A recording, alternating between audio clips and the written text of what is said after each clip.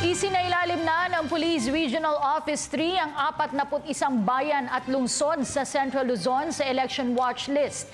Ito ay dahil sa mga nakaraang naiulat na insidente sa mga naturang lugar noong nakalipas na halalan. Kabilang sa mga lugar na isinailalim sa election watch list ay ang 2 bayan sa Aurora, 2 bayan sa Bataan, 6 na lugar sa Bulacan at 17 lugar sa Nueva Ecija.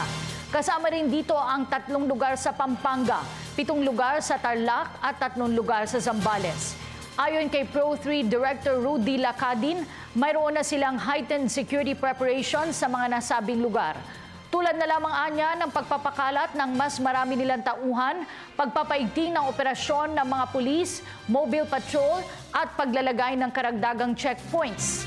Sa katunayan, ani Lacandin halos 200 checkpoints na ang inilagay ng Pro3 sa buong Central Luzon simula pa nang mag-umpisa ang election gun ban. Bukod anya sa panghuhuli sa mga lumalabag sa gun ban, epektibo rin ani Lacandin ang mga checkpoints upang mas paigtingin pa ng kapulisan ang kampanya laban sa kriminalidad.